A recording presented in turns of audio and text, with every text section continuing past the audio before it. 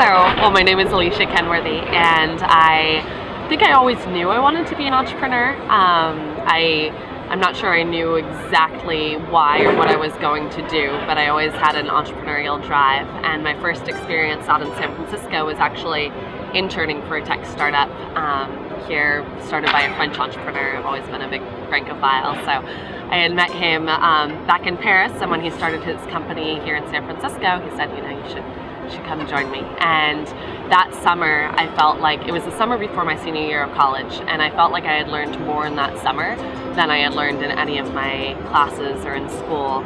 And it was really like getting a real life MBA and just understanding on the ground. And so from that summer, I knew that I wanted to do something entrepreneurial, but I didn't have the idea. After college, I went on to work for the French Trade Commission, and there I was helping French entrepreneurs with their business development in Silicon Valley.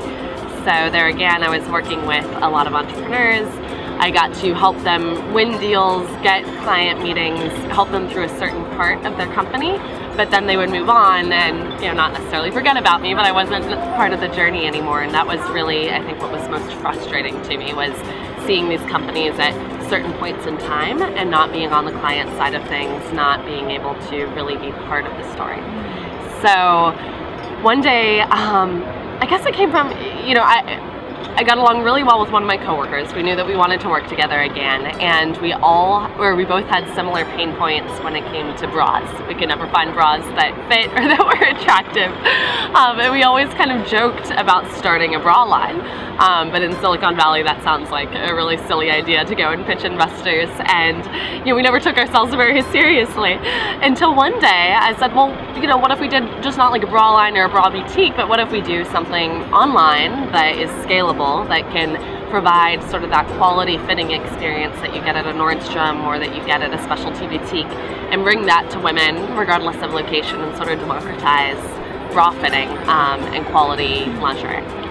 And so I sat her down at a wine bar one night, and I had gone on social media and I had looked at everything that women were saying about their bras, and really realized we weren't the only ones with this pain point and that we needed to do something about it. And I showed her 30 pages of tweets and Facebook statuses and all these complaints that women had about it. And I said, look, this is how a company starts. There's a real problem out there, and let's do something about it. And so she said, okay.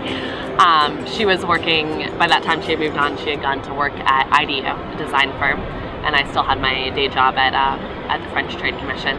And so we hosted our own bra fittings on nights and weekends for about 2 months while we still had our day jobs. And finally one day, it was just handling my day job and my startup was getting to be too much. It was very frustrating for me to not be able to pour my heart and soul into what I was really excited about, and having to show up from 9 to 5 and pretend to be excited about a job that I really had moved on from. So one day I decided to go ahead and take the leap, and I actually started by transitioning. I went to go work as a bra fitter at Nordstrom to get an insider perspective of the lingerie industry and really understand it from the ground up. So I went into my boss's office and I essentially said, working with high-tech startups has been great, but I'm going to work as a bra fitter. And, you know, I'll be at Nordstrom down the street, and gave my 2 weeks notice, and he was completely dumbfounded, of course. But it was freeing. It was the most wonderful feeling to really start on that journey.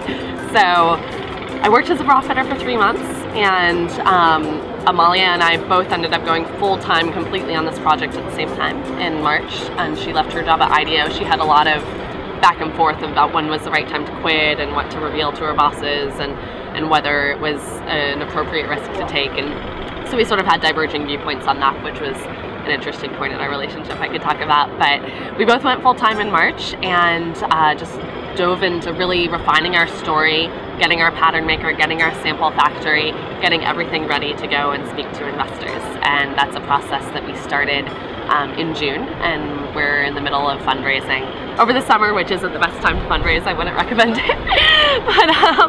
But we're fundraising now and speaking to predominantly male investors in Silicon Valley about bras. So it's an entertaining journey.